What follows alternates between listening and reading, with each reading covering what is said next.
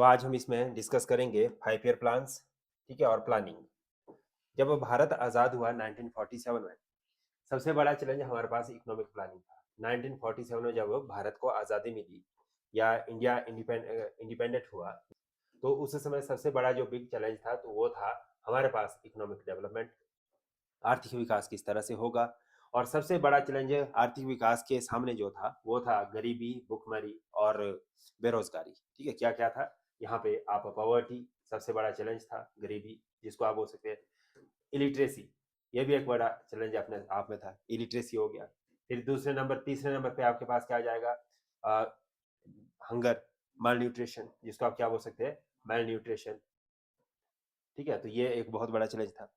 Hunger बोल सकते हैं आप, भूख भूख भूख भूखमरी। ठीक है, ठीक है, ये सारी चीजें।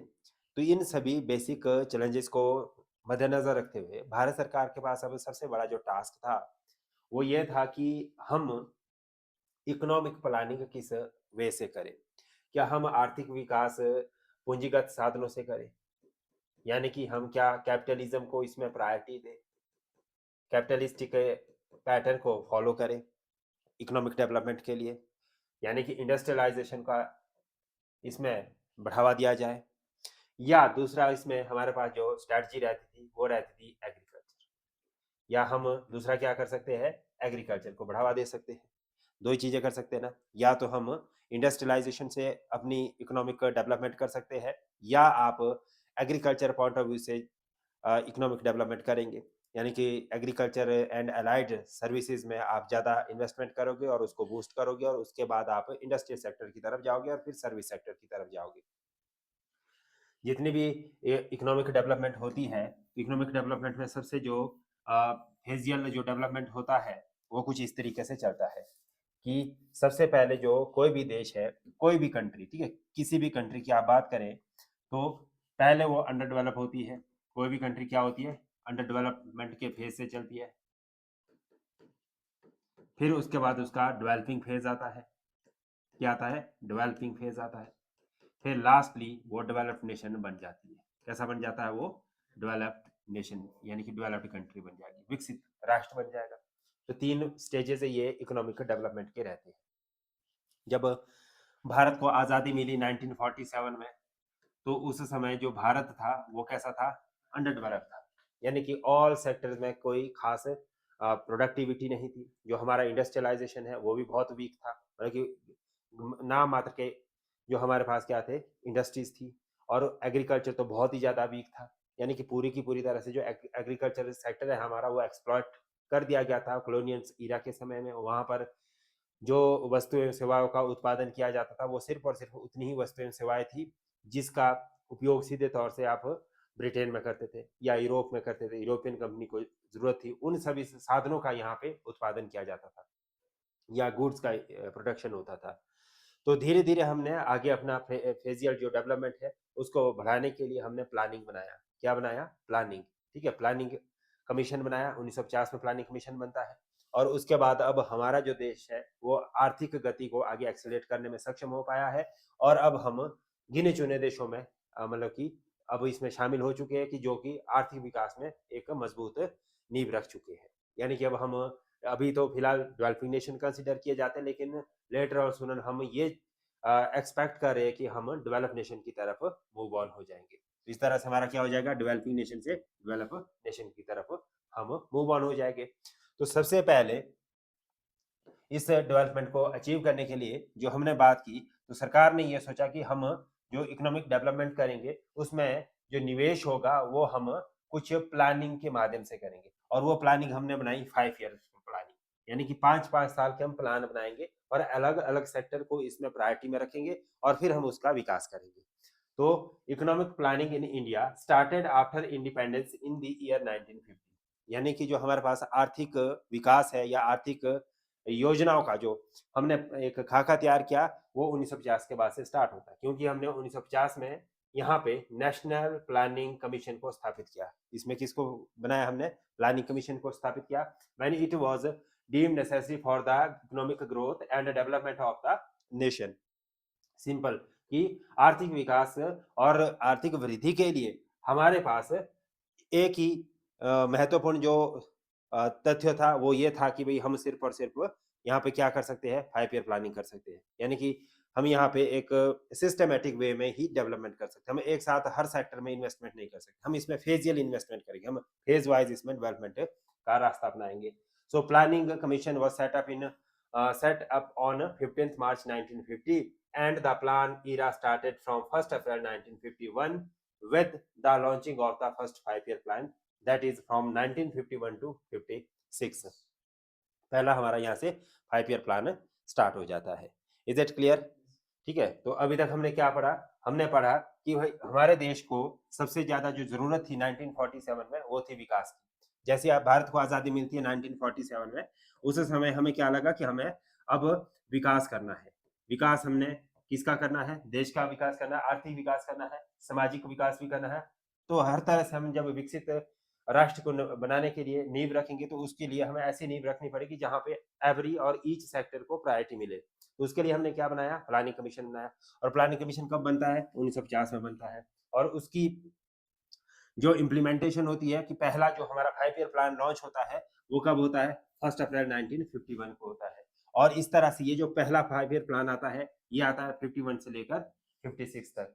ठीक है, तो इसकी अगर टाइमलाइंस की बात करें तो इसका हिस्टोरिकल बैकग्राउंड में अगर हम देखें कि क्या ये प्लानिंग सिर्फ और सिर्फ 1950 में रही या इससे पहले भी हमारे पास कोई प्लानिंग थी, या इकोनॉमिक डेवलपमेंट के लिए हमने कोई प्रयास इससे पहले किए, आजादी से पहले कोई आर्थिक विकास के लिए प्रयास किए गए?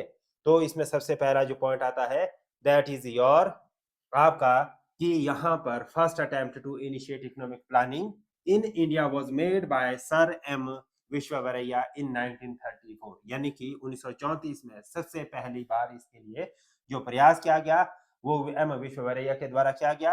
और 1934 में क्या गया? उन्होंने एक किताब लिखी थी जिसका नाम था प्लान्ड इकोनॉमी फॉर इंडिया।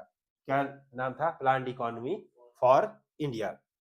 उसके बाद हमारे पास 1944 में नेक्स्ट प्लान आता है दैट इज बॉम्बे प्लान। इस प्लान का नाम क्या है? बॉम्बे प्लान। ठीक है, और it was presented by 8 leading industrialist of the Bombay. Very important point है कि जो बॉम्बे प्लान आता है 1944 में आता है और ये प्रमुख 8 जो मेजर आपके यहाँ पे उद्योगपति थे उनके द्वारा इस प्लान को बनाया गया था। फिर 1945 की बात आती है। 1945 में पीपल्स प्लान आ जाता है। कौन सा प्लान आता है? पीपल प्लान आता है। और इस पीपल प्लान को किसने दिया? एम एन रॉय ने दिया। किसने दिया? एम एन रॉय के द्वारा ये प्लान दिया जाता है। 1950 में हमारे पास नेक्स्ट प्लान आता है और उस प्लान का नाम दिया जाता है सर्वोदय प्लान। क्या नाम दिया जाता है? Sarvodaya plan, and given by the JP Narayan. किसके द्वारा दिया जाता है? जेपी नारायण के द्वारा ये प्लान दिया जाता है। The concept of the planning is based on the Russian models initiated by the Joseph Stalin। तो सबसे पहला और सबसे इंपॉर्टेंट कि जो भारत के जो कॉन्सेप्ट है प्लान का, ठीक है, या प्लानिंग का, या आप हो सकते हैं जो पंचवर्षीय योजनाएं हमने लागू की वो किस मॉडल पे आधारित है? वो रशियन मॉडल पे आधारित है। कि जो रशियन मॉडल है वो किसके द्वारा चलाया गया था? वो जोसेफ स्टालिन के द्वारा चलाया गया था रशियन मॉडल। ठीक है, तो ये सबसे इंपॉर्टेंट है। दूसरा आपका planning commission was set up in 1950 with Jawaharlal Nehru as its first chairman. तो अगर आपसे ये सवाल पूछा जाए कि प्लानिंग कमीशन के पहले चेयरमैन कौन थे, तो आपके पंडित जवाहरलाल नेहरू उसका राइट आंसर रहेगा। और कब ये प्लानिंग कमीशन स्टार्ट होता है? 1950 में स्टार्ट होता है। Very important point. ठीक है, उसके बाद अगर हम यहाँ पे नेक्स्ट देखें तो that is long term objective of the 5 years plan in India are. मतलब कि हमने बेसिक इसमें जब ये प्लान बनाया तो इसके हमने क्या ऑब्जेक्टिव सेट किए, क्या हम इससे अचीव करना चाहते हैं, क्या हम इससे हासिल करेंगे, क्या हमें इससे प्राप्त होगा, ये सबसे बड़ी यहाँ पे स्ट्रेटजी थी, प्लानिंग थी कि हमने क्या अचीव करना है। तो सबसे फर्स्ट पॉइंट जो आता है that is high growth rate to improve the living standards of the resident of India। क्या है यहाँ पे कि हमारे पास जो ग्रोथ रेट है वो बहुत ज्यादा बढ़ानी है। मतलब कि हमने हमेशा ये टारगेट रखा कि जो हमारी इकोनॉमिक ग्रोथ रेट है वो जो प्रेजेंट सिचुएशन है उससे ज्यादा ही बढ़े और ज्यादा ही हम अचीव करें। ठीक है, तो हाई ग्रोथ रेट आ जाएगा। फिर इकोनॉमिक स्टेबिलिटी फॉर प्रॉस्पेरिटी, यानी कि आर्थिक स्थिरता।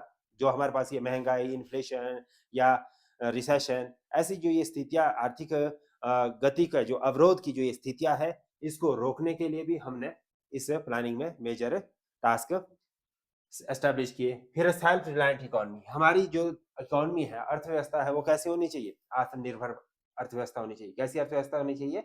आत्मनिर्भर। आत्मनिर्भर का मतलब है कि हमें अपने साधनों की पूर्ति के लिए दूसरे देशों पर निर्भर ना होना पड़े। क्या ना होना पड़े? दूसरे देशों के ऊपर निर्भर ना होना पड़े। ठीक है, तो मैक्सिमम प्रोडक्शन हमारा देश के अंदर ही होना चाहिए, ये हमारा इसमें टारगेट था।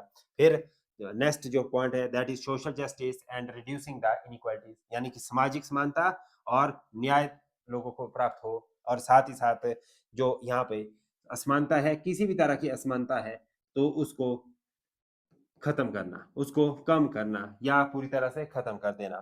ठीक है, मॉडर्नाइजेशन ऑफ द इकोनॉमी, यानी कि अर्थव्यवस्था को हमने क्या करना है? मॉडर्नाइज करना है। ठीक है, इसको नई टेक्निक से और नए इक्विपमेंट्स के साथ इसको इंप्रूव करना है। तो इस तरह से हमारा जो पहला 5 ईयर प्लान आता है, फर्स्ट 5 ईयर प्लान, वो 1951 से लेकर 56 तक लॉन्च किया जाता है। और इस प्लान का जो ऑब्जेक्टिव सेट किया जाता है that is for agriculture development. क्या ऑब्जेक्टिव सेट किया जाता है? Agriculture development. ठीक है, तो इस मॉडल को जो दिया जाता है वो HD मॉडल का नाम दिया जाता है इसको। क्या, कौन सा मॉडल के ऊपर ये बेस्ड था ये प्लान?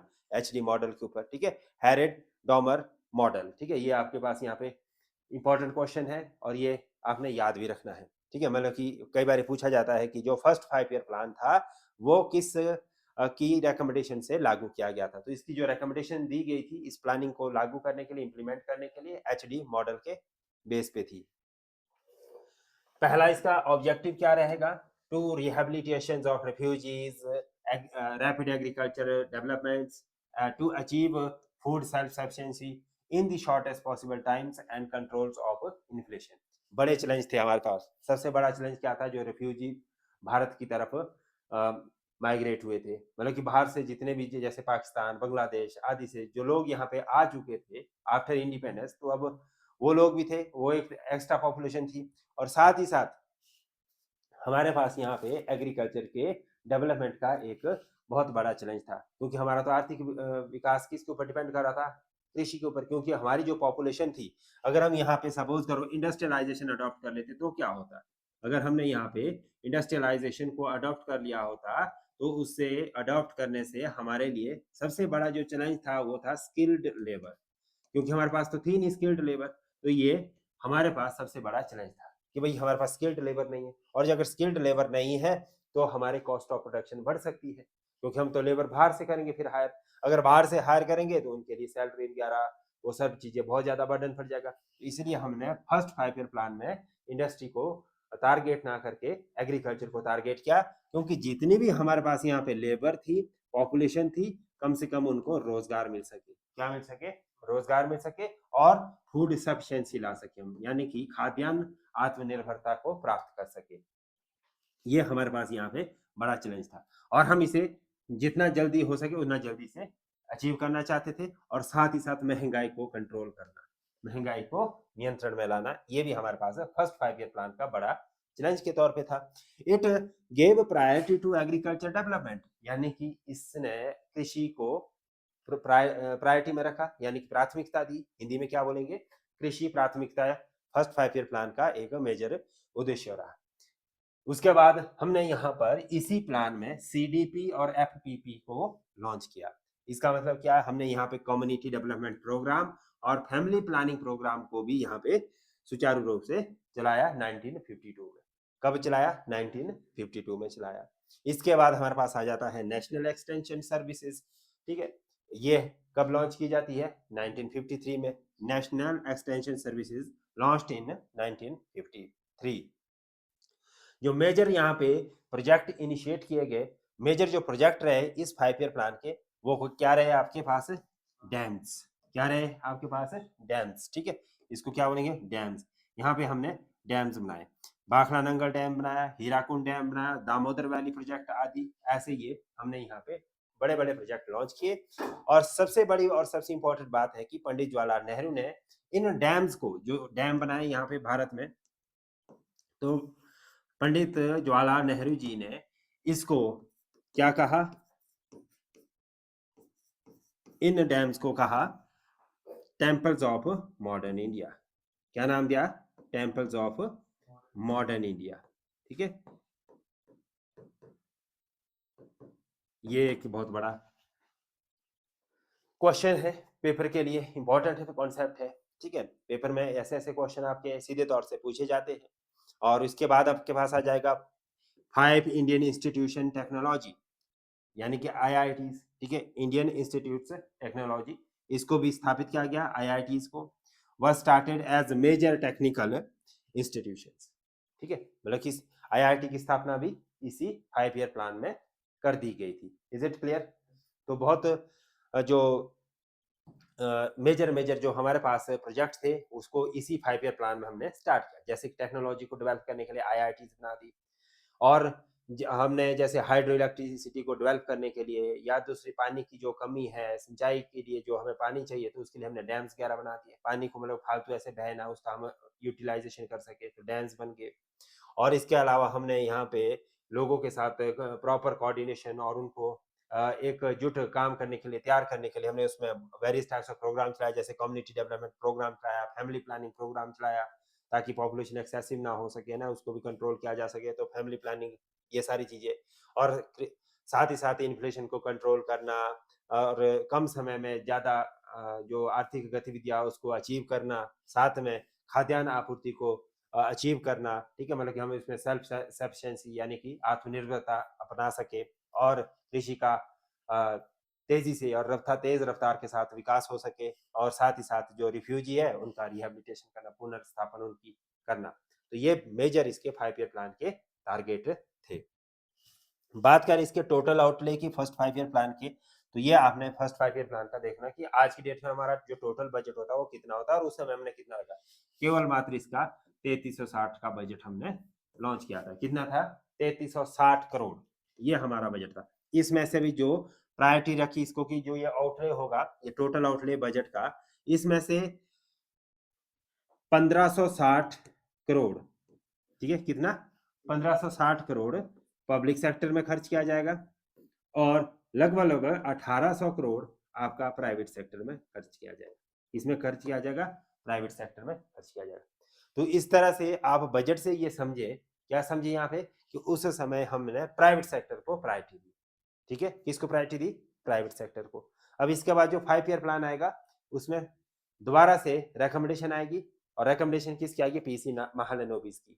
और वो क्या कहेंगे कि भाई हमें सरकारी क्षेत्र को ही प्रायोरिटी देनी। हालांकि जो ये 5 ईयर प्लान है ये पॉजिटिव ग्रोथ रेट लेके आया था।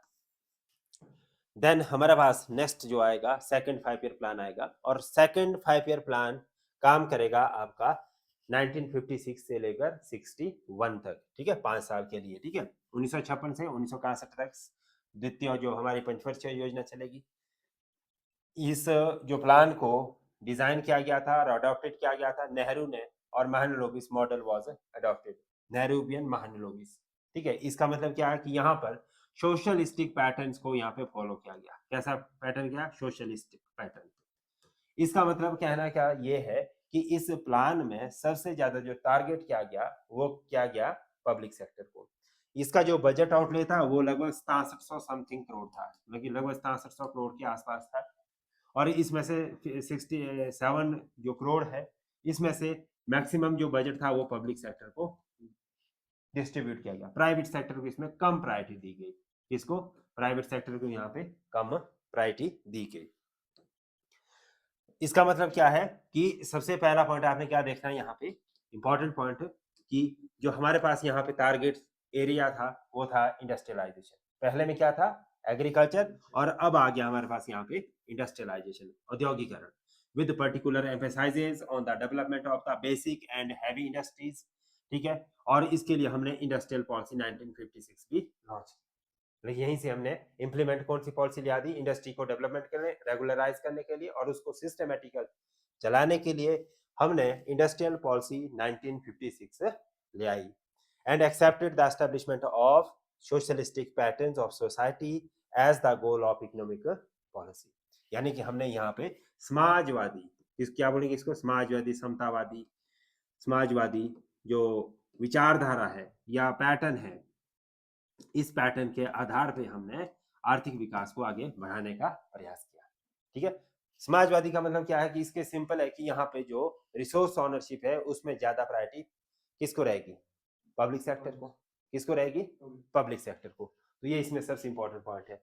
The 3 important steel plants of the India were built at Durgapur with British help and Bhilai with Russian help and Rourkela with German help. ठीक है, तो 3 तरह के हमने यहाँ पे स्टील प्लांट लगाए। कौन कौन से, दुर्गापुर, भिलाई और राउरकेला। ये 3 हमारे पास यहाँ पे क्या रहेगी, स्टील प्लांट। ये यहाँ की अचीवमेंट थी। ठीक है, बिग मतलब कि जो इंडस्ट्रियल रेवोल्यूशन के लिए स्टील प्लांट यहाँ पे एस्टेब्लिश किया गया। उसके बाद हमारे पास आ जाएगा थर्ड 5 ईयर प्लान। कौन सा आ जाएगा, थर्ड 5 ईयर प्लान। और ये प्लान चलता है 1961 से लेकर 66 तक। हालांकि इस प्लान को जब लॉन्च किया गया 1961 में, तो उसके इमीडिएट 1 साल बाद बहुत बड़ा डिजास्टर हमें देखने को मिला, that is India China war. वो एक बहुत बड़ा चैलेंज था। ठीक है, भारत और चाइना का यहाँ पे क्या हो जाता है, युद्ध हो जाता है। कब होता है युद्ध, ये 1962 में होता है। तो इस युद्ध की वजह से देश की जो आर्थिक स्थिति है वो चरमरा जाती है। ठीक है, हमें पुनर्विचार करना पड़ा अपने नियोजन के ऊपर, अपनी प्लानिंग के ऊपर। इट फेल्ड, जो ये प्लान था ये पूरी तरह से फेल हो गया, बिकॉज कि यहाँ पे हमारे पास जो चाइनीज एग्रेशन है वो हमें देखने को मिलता है 1962 में। और इस तरह से 1965 में पाकिस्तान के साथ हमें कन्फ्लिक्शन देखने को मिलते हैं। 1965 में पाकिस्तान के साथ वो युद्ध हुआ और 1962 में हमारा चाइना के साथ युद्ध हुआ। दो युद्ध हमने एक ही प्लान में देखे, तो प्लानिंग पूरी तरह से यहाँ पे हमारी फेलियर की तरफ हुई।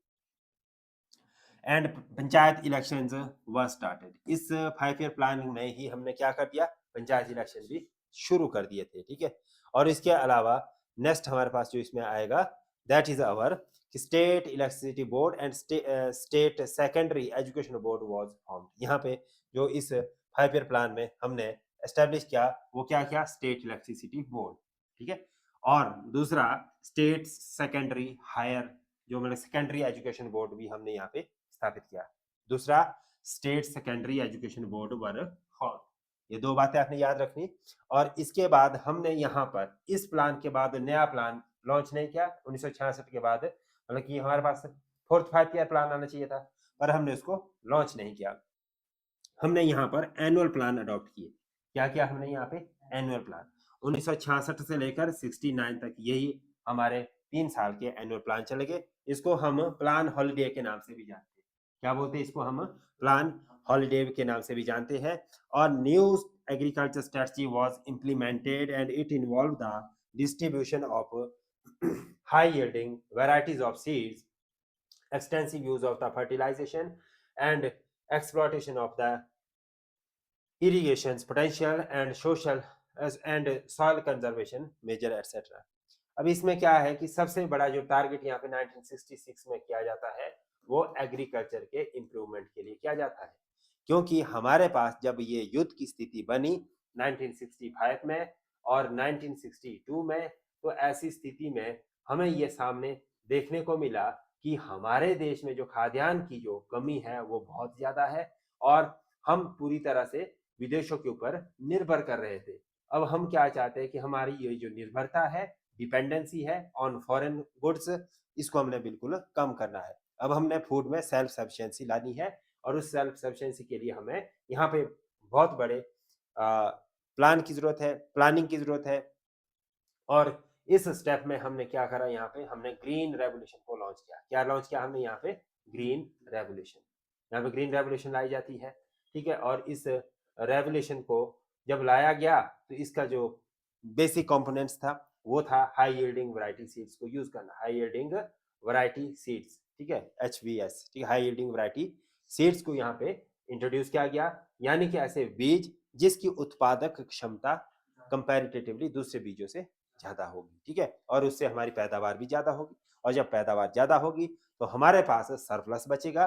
सरप्लस का मतलब क्या है कि हमारा बफर स्टॉक फिर फिल हो सकता है, फिर हमारे पास बफर में यहाँ पे क्रॉप बच जाएगी और जिसका हम क्या कर सकते हैं, स्टॉक मेंटेन कर सकते हैं। और हम उसको फिर अगर हमारे पास ज्यादा बच गया तो उसको एक्सपोर्ट भी कर सकते हैं। क्या कर सकते हैं, एक्सपोर्ट, मतलब कि हमने पहले अपने देश की नीड्स को फुलफिल करना है अगर ये फुलफिल हो गई, उसके बाद जो सरप्लस बच रहा है, रिमेनिंग बच रहा है, उसको एक्सपोर्ट कर दो, उससे हमारा फॉरेक्स करेक्ट होगा, यानी कि जो हमारे पास विदेशी मुद्रा है वो भी बढ़ जाएगी। तो ये हमारे पास यहाँ पे प्लानिंग चली, और इसके लिए हमने वेरियस टाइप्स ऑफ मेजर, पहला तो मैंने ये बता दिया कि हाई यील्डिंग वैरायटी सीड्स इसको यूज करना। दूसरा हमने यहाँ पर क्या करा, एक्सटेंसिव यूज ऑफ फर्टिलाइजर, यानी कि बहुत ज्यादा हमने यहाँ पर उर्वरक का इस्तेमाल करना शुरू करा, यानी फर्टिलाइजर का यूज करना शुरू करा, पेस्टिसाइड्स, फर्टिलाइजर आदि को, ताकि हम मैक्सिमम आउटपुट ले सके। एक्सप्लॉयटेशन ऑफ इरिगेशंस पोटेंशियल, यानी कि जो हमारी सिंचाई की जो क्षमता थी उसको हमने अटमोस्ट लेवल तक यूज करना शुरू कर दिया, मतलब जितना हम यूज कर सकते थे उसको मैक्सिमम यूज करने के प्रयास किए। साथ ही साथ हमने सॉइल कंजर्वेशन को बढ़ाने का भी प्रयास किया, मतलब कि जो मृदा की जो क्षमता है, मतलब कि जो बैरन लैंड है उसको मतलब कि कल्टीवेबल और क्रॉप के लिए यूजेबल बनाने का प्रयास किया। Is it clear? उसके बाद हमारे पास जो नेक्स्ट प्लान आता है, that is the fourth 5 year plan, और इस प्लान को लॉन्च किया जाता है 1969 में, और इस जो अवधि रहेगी वो 1969 से लेकर 74 तक रहेगी, 5 साल की रहेगी। अब यहाँ पर सबसे बड़ा और सबसे इंपॉर्टेंट जो स्टेप लिया जाएगा सरकार के द्वारा, वो सबसे बड़ा स्टेप क्या लिया जाएगा, रिफॉर्म्स इन दी बैंकिंग। किसमें? बैंकिंग सेक्टर में रिफॉर्म आएगी, यानी कि यहाँ पे हम 14 मेजर बैंक्स को हम यहाँ पे नेशनलाइज करेंगे, उसका राष्ट्रीयकरण करेंगे। क्या करेंगे? इंदिरा गांधी की यहाँ पे सरकार आ जाती है, और Indira Gandhi government nationalised 14 major Indian banks and the green revolution of in India advanced agriculture, यानी कि ग्रीन रेवोल्यूशन तो ऑलरेडी चल ही रहा था, है ना। तो इस तरह से हमने इसमें पहले तो हमने वीट और इसके राइस के लिए टारगेट किया था कि वीट और राइस को मैक्सिमाइज किया जा सके, फिर हमने इसमें पल्सेस डाल दी, ठीक है, पल्सेस का भी मैक्सिमम उत्पादन हो। फिर हमने इसमें मीट डाल दिया, ठीक है, रेड रेवोल्यूशन, एग डाल दिए, ठीक है, फिर इसमें फिशरीज आ गया। तो ऐसे ऐसे मतलब कि फिर हमने स्टेप वाइज, फिर इसमें मिल्क के लिए जो व्हाइट रेवोल्यूशन बोलते हैं हम, है ना। तो इस तरह से बहुत सारे फिर हमने रेवोल्यूशन इसमें समय के साथ इंट्रोड्यूस किए, और मैक्सिमम हम इसमें अचीव करने में पॉसिबल भी है। मतलब कि जैसे अगर आप बात करेंगे वीट, राइस आदि, तो इसमें हम वर्ल्ड में इस समय ग्लोबली सेकंड रैंक पे आते हैं प्रोडक्शन में। कितने नंबर पे आते हैं? सेकंड पे, ठीक है। तो ये आपने याद रखना है। इसके बाद हमारे पास अगर हम यहाँ पे बात करें कि इसका जो फोर्थ 5 ईयर प्लान हमने लॉन्च किया, इसका जो टारगेट था that is the growth with stability, कि हमें विकास तो चाहते हैं पर स्थिरता के साथ चाहते हैं, मतलब कि उसमें आर्थिक स्थिरता बनी रहे। And progress achievements of self reliance, यानी कि हम यहाँ पे आत्मनिर्भरता भी हासिल कर सके। फिर ग्रोथ टारगेट क्या था? 5.5% का ग्रोथ टारगेट क्या रखा हमने इसमें? 5.5%। और अचीव कितना हुआ हमें? 3.5%। क्यों? क्योंकि इसमें भी हमारे पास 1971 में क्या हो जाता है? मतलब कि युद्ध हो जाता है, वॉर हो जाता है 1971 में। किसके साथ वॉर होता है? इंडिया और पूर्वी पाकिस्तान का, ईस्टर्न पाकिस्तान बोलेंगे। और क्योंकि उस समय, हालांकि आज की डेट में तो वो बांग्लादेश है, बांग्लादेश तो युद्ध के बाद बना ना, वो पहले तो क्या था? पूर्वी पाकिस्तान। तो अगर आपसे कई बार कंफ्यूज करने के लिए क्वेश्चन ऐसा भी पूछ सकते हैं कि 1971 में 1971 का जो युद्ध हुआ था वो किस किस के बीच हुआ था, तो आप क्या बोलेंगे? बांग्लादेश बोलेंगे? नहीं, क्या बोलेंगे वहां पे? इंडिया और ईस्ट पाकिस्तान के साथ हुआ था, ठीक है। किसके साथ हुआ था? इंडिया प्लस ईस्ट पाकिस्तान के साथ ये युद्ध हुआ था, मतलब कि इनका युद्ध हुआ था आपस में, ठीक है। एंड देन आता हमारे पास, मतलब कि फेलियर हो गया था, 3.5% का ग्रोथ इसमें अचीव हुआ। फिर हमारे पास आ जाता है फिफ्थ 5 ईयर प्लान।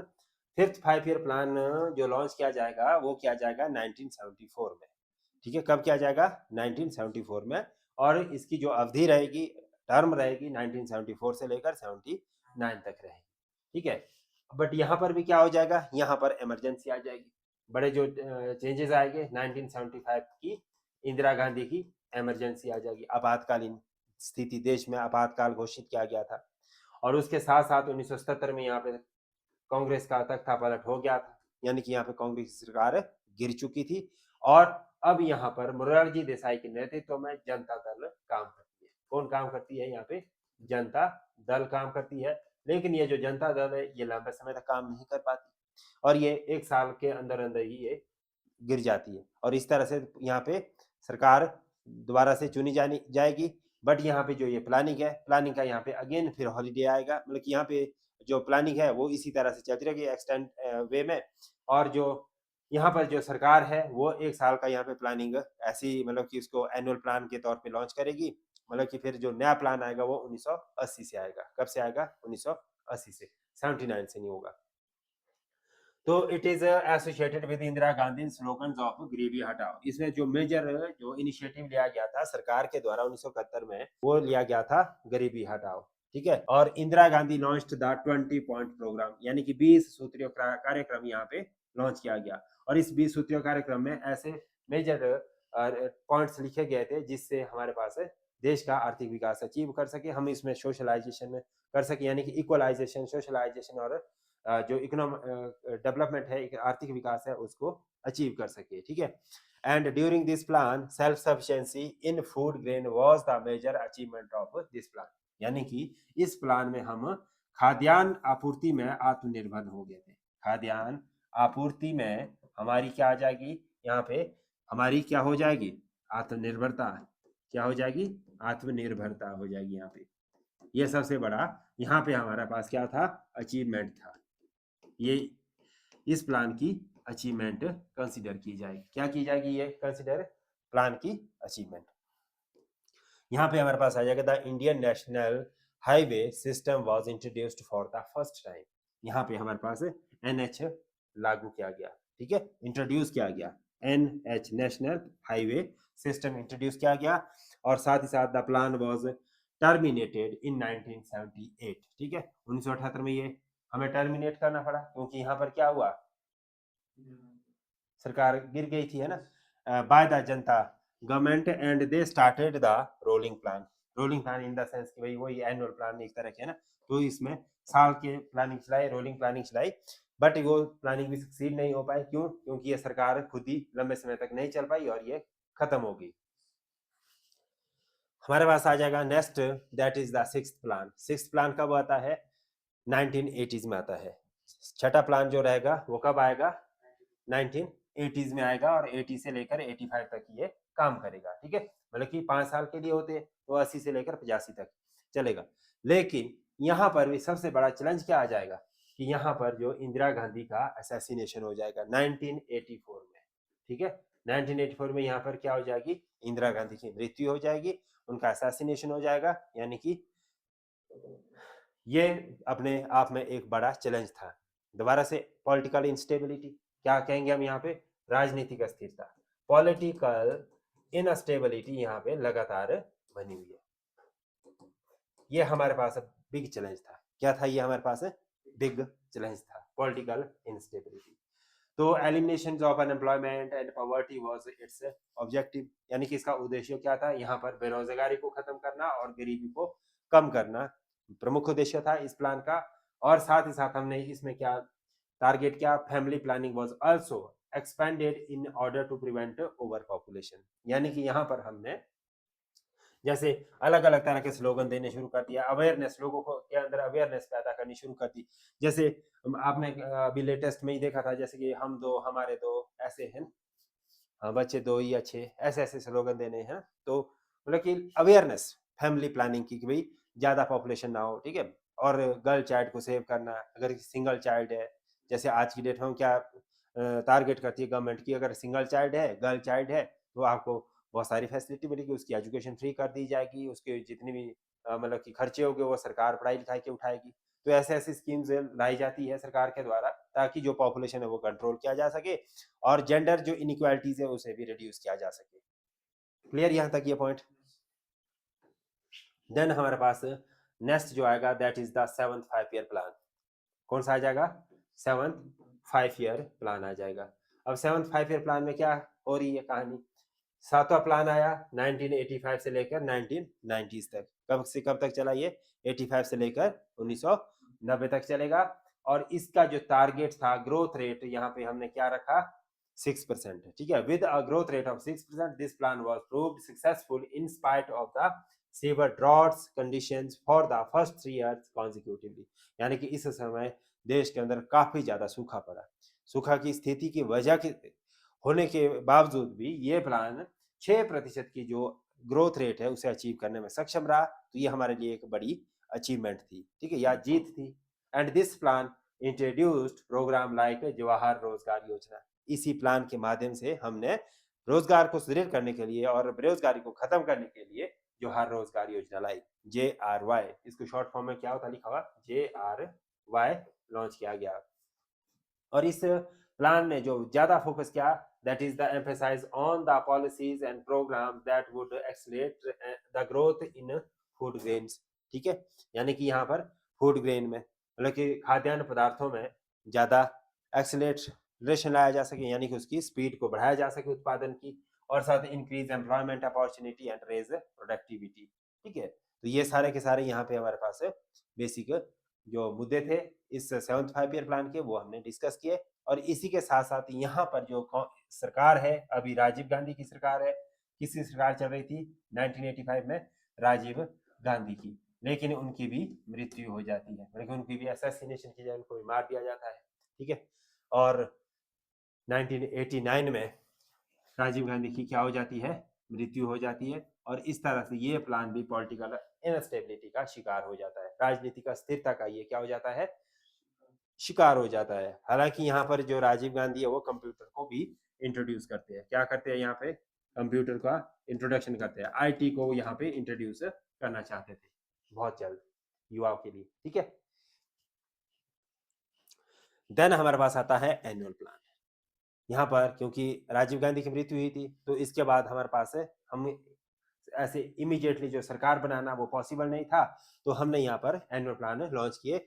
1989 से लेकर 1991 तक हमारे पास यहाँ पे क्या आ जाता है, एनुअल प्लान आ जाता है, क्या आता है, एनुअल प्लान, ठीक है।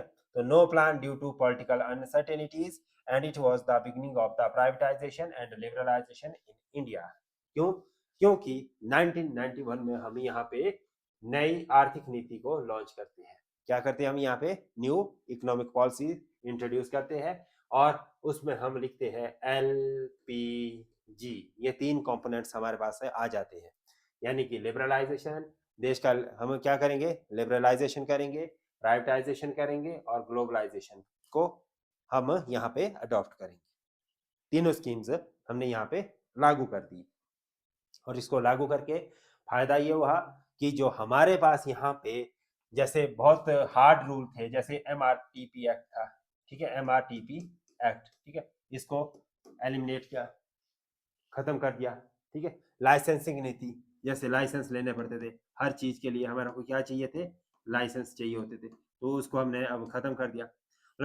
अब गिने चुने मतलब जो इंडस्ट्री है 5-6 इंडस्ट्री, उसके लिए जरूरी था लाइसेंस, बाकी किसी चीज के लिए ज्यादा लाइसेंस लेने की जरूरत नहीं थी। और साथ ही साथ हमने जो बैरियर थे हमने रखे हुए, जो जैसे हैवी टैक्स, कस्टम ड्यूटीज वगैरह थी, हैवी ड्यूटीज लगाते थे, एक्साइज ड्यूटी वगैरह, तो भी हमने यहाँ पे खत्म कर दी। और हमने जो ट्रेड है वो ओपन कर दिया फॉर नेशन और इंटरनेशनल लेवल में, मतलब कि यहाँ पर अब हमने यहाँ पे FDI वगैरह को भी इनवाइट कर दिया, फॉरेन डायरेक्ट इन्वेस्ट को अलाउ कर दिया, यहाँ पे आप कर सकते हैं देश के अंदर इन्वेस्टमेंट। तो ये कहानी इस बीच में शुरू होती है 1989 से लेकर 91 तक। Is it clear? देन हमारे पास आता है next, that is the 8th 5 year plan. ये कब से शुरू होगा, 1992 से लेकर 1997 तक ये प्लान चलेगा। और इसका जो टारगेट था रैपिड इकोनॉमिक ग्रोथ, इसका टारगेट क्या था हमारे पास है, रैपिड इकोनॉमिक ग्रोथ था। और साथ ही साथ यहाँ पर एग्रीकल्चर को भी बढ़ावा देना था, और साथ साथ allied sector, agriculture and allied sector को यहाँ पे प्रायोरिटी में रखना था। देन आता है growth in export and import, improvement in trade, current account deficit to undertake an annual average growth of 5.6%। सबसे बड़ा जो यहाँ पे चैलेंज था वो था हमारे पास करंट अकाउंट डेफिसिट को करेक्ट करना, क्योंकि हमारे जो स्थिति है 1990s में, 1990 में Gulf War, due to the Gulf War की वजह से काफी खराब और दयनीय हो चुकी थी। और दयनीय होने का जो पीछे का कारण था वो सिर्फ और सिर्फ एक था कि हमारे पास यहाँ पे जो फॉरेक्स है, जो हमारे पास बैलेंस ऑफ पेमेंट है, वो उतना ज्यादा नहीं बचा था कि हम ज्यादा यहाँ पे व्यापार कर सके। और इसीलिए हमारे को यहाँ पर अपनी जो करेंसी है उसको भी डीवैल्यू करना पड़ा, ठीक है, क्या करना पड़ा, डिवैल्यूएशन ऑफ द करेंसी, ठीक है, तो इस तरह से डिवैल्यूएशन ऑफ करेंसी हो जाता है यहाँ पे। तो ऐसे ऐसे ये जो चैलेंजेस है वो हम देख पा रहे थे, और इसलिए अब हमने ये सबसे पहला टारगेट क्या करा कि भाई हमारे पास करंट अकाउंट डेफिसिट ठीक होना चाहिए, एनुअल ग्रोथ रेट हम 5.6% अचीव करेंगे, और साथ ही साथ हम जो ट्रेड है, व्यापार है, उसको बढ़ावा देंगे, और एक्सपोर्ट और इंपोर्ट को हम सही तरीके से चलाएंगे, मतलब कि फेवरेबल एक्सपोर्ट और इंपोर्ट कब होगा, जब आपका एक्सपोर्ट ग्रेटर देन इंपोर्ट होगा, तो ये आपके फेवर में है। लेकिन अगर आपका एक्सपोर्ट लेस देन इंपोर्ट है तो ये आपके अगेंस्ट है, मतलब कि ये आपके लिए घाटे का सौदा बन जाएगा फिर, क्योंकि आप एक्सपोर्ट कम कर रहे हैं और इंपोर्ट ज्यादा कर रहे हैं। उसके बाद हमारे पास जो नेक्स्ट पॉइंट है that is 9th plan. Next point कौन सा है हमारे पास, 9th 5 ईयर प्लान। इस 9th 5 ईयर प्लान की जो शुरुआत होती है वो होती है 1997 से, और ये आगे जाके चली जाती है 2002 में, ठीक है। So the slogan of this plan was to achieve growth with equity. क्या आ गया यहाँ पे, ग्रोथ विद इक्विटी, ठीक है। द स्लोगन, स्लोगन का मतलब क्या, एक नारा दिया कि भाई हमारी जो अब हमें जो जरूरत है वो है कि विकास तो हो, लेकिन उस विकास के साथ साथ हमारी पास है यहाँ पे इक्विटी यानी कि इक्विलिब्रियम बैलेंस भी बने, ठीक है, क्या बने, बैलेंस्ड ग्रोथ होनी चाहिए। मतलब कि ऐसा ना हो कि एक सेक्टर एग्रीकल्चर में बहुत ज्यादा ग्रोथ हुई और मैन्युफैक्चरिंग में नहीं हुई। तो हम यहाँ पे क्या चाह रहे हैं कि हमारी जो ग्रोथ हो वो इक्विटेबल बैलेंस्ड वे में हो, ठीक है। तो ये हमारे पास है पहला यहाँ पे टारगेट था। दूसरा यहाँ पे कि it was developed in the context of 4 important dimension. पहला क्या था, क्वालिटी ऑफ लाइफ, क्योंकि अब हमने मैक्सिमम चीजें अचीव कर ली थी, काफी सारी चीजें अचीव कर चुके थे, पर कैपिटा इनकम को भी हम बढ़ा चुके थे, लिटरेसी रेट भी बढ़ चुका था, माल न्यूट्रिशन भी कम हो चुका था, पॉवर्टी भी सम एक्सटेंट तक हम कम कर चुके थे, और वेरियस टाइप्स ऑफ एम्प्लॉयमेंट के लिए प्रोग्राम लॉन्च कर चुके थे, आईआरडीपी जैसी स्कीम ला चुके थे, पीडीएस जैसी स्कीम ला चुके थे। तो ऐसे बहुत सारी स्कीम्स हम यहाँ पे इम्प्लीमेंट कर चुके थे। अब हमें क्या चाहिए, अब हमें चाहिए life standard, quality of life, ठीक है, अब इसको इम्प्रूव करना है, बूस्ट करना है, ठीक है। दूसरा जनरेशन ऑफ प्रोडक्टिव एम्प्लॉयमेंट, साथ ही साथ मतलब जो एम्प्लॉयमेंट है वो ऐसा एम्प्लॉयमेंट नहीं देना कि भाई उससे दाल रोटी चावल चले। एम्प्लॉयमेंट का मतलब है कि उसका जो आउटपुट होगा रोजगार का, मतलब कि अगर हमने एक व्यक्ति को हायर किया तो उससे हमें आउटपुट कितनी मिलनी चाहिए, प्रोडक्टिव मिलनी चाहिए, मतलब कि मैक्सिमम आउटपुट उससे होनी चाहिए, फायदेमंद आउटपुट निकलनी चाहिए। रीजनल बैलेंस यानी कि जो क्षेत्रीय असमानता है उसको बैलेंस करना, ठीक है, उसको कम करना क्षेत्र के आधार पर। जैसे मान लो कि पंजाब और हरियाणा में तो बहुत ज्यादा ग्रीन रेवोल्यूशन का इम्पैक्ट देखने को मिला, लेकिन दूसरे पार्ट्स में जैसे बिहार है या दूसरे हिमाचल है, इसमें यहाँ तो कुछ देखने को नहीं मिला ग्रीन रेवोल्यूशन का प्रभाव, है ना, उसकी वजह से। तो ये बैलेंस को कम करना, मतलब कि इम्बैलेंस को कम करना और बैलेंस इसको बनाना, एंड सेल्फ रिलायंट यानी कि आत्मनिर्भरता को अचीव करना। क्लियर। देन हमारे पास आता है it achieved GDP growth rate of 5.4%। कितना, 5.4%, लोअर देन टारगेटेड। हमने टारगेट कितना किया था 5.6% और अचीव कितना हुआ 5.4%, थोड़ा सा स्लाइटली ये कम हुआ। And yet industrial growth was 4.5%, यानी यहाँ पर जो उद्योगों का विकास की जो दर रही वो कितनी रही, 4.5% रही, जो कि हमने टारगेट 3% की थी। तो इसका मतलब कि इंडस्ट्री में हमने एक अच्छी खासी ग्रोथ अचीव की, और service industry had a growth rate of 7.8% and average annual growth rate of 6.7% was reached. Is it clear. इसके बाद नेक्स्ट जो स्टेप है हमारे पास that is 10th 5 year plan. Next कौन सा आ गया हमारे पास 10वां पंचवर्षीय योजना। ये शुरू की जाती है 2002 में और आखिर में जाती है 2007 तक। कहां तक जाएगी ये, 2007 तक जाएगी। So the strategy of this plan was to make India one of the 10 fastest growing nation. अब यहाँ पर 2002 में जो प्लानिंग की जा रही है, प्लानिंग क्या की जा रही है, और यहाँ पे सरकार किसकी है, सबसे पहले ये देखिए आप 2002 में सरकार किसकी चल रही है, अभी बीजेपी की। इससे सरकार चल रही है बीजेपी, अटल बिहारी वाजपेयी जी यहाँ पे सरकार में है। 2004 तक ये सरकार में रहेगी। कब तक रहेंगे, 2004 तक सरकार में रहेगी, ठीक है। तो यहाँ पर अभी बीजेपी की गवर्नमेंट है और टारगेट क्या है कि भाई जो हमारी अर्थव्यवस्था है, देश जो हमारा है, वो ग्लोबली टॉप 10 इकोनॉमी में शामिल हो, टॉप 10 इकोनॉमी में शामिल होना चाहिए, ये हमारा टारगेट था। और दूसरा हमारा टारगेट यहाँ था कि the main element in the strategy of the 10th plan was to increase the rate of growth of national income and per capita income, यानी कि हम यहाँ पे राष्ट्रीय आय को भी बढ़ावा देना चाहते हैं और यहाँ पे प्रति व्यक्ति आय को भी हम यहाँ पे बढ़ावा देना चाहते हैं, पर कैपिटा इनकम को भी इंक्रीज करना चाहते हैं और हम यहाँ पे नेशनल इनकम को भी इंक्रीज होते हुए देखना चाहते हैं। ये हमारे पास 2 पॉइंट है। और इसके बाद थर्ड पॉइंट क्या है, it was successful in reducing the poverty ratio by 5%, यानी कि जो गरीबी रेखा है, यानी कि जो गरीबी है देश में, उसको कम करने में ये प्लान काफी हद तक सक्षम हुआ और हमने जो गरीबी है या पॉवर्टी है उसको 5% नीचे लोअर रेट में ले आ दिया। And increasing forest covers to 25%, और इससे हमने क्या करा, जो जंगल है उसको वही मतलब कि फॉरेस्टेशन वो बढ़ावा दिया और 25% उसको अचीव किया टोटल कवरेज का। And increasing literacy rate to 75%, यानी कि अब हम ये अचीव करना चाह रहे हैं कि भाई हमारी जो टारगेट है वो कितना होना चाहिए, एजुकेशन का, लिटरेसी का 75% होना चाहिए। जबकि जब हम 1947 में हम शुरुआत करते हैं तो केवल मात्र 16% लिटरेसी रेट के साथ करते हैं।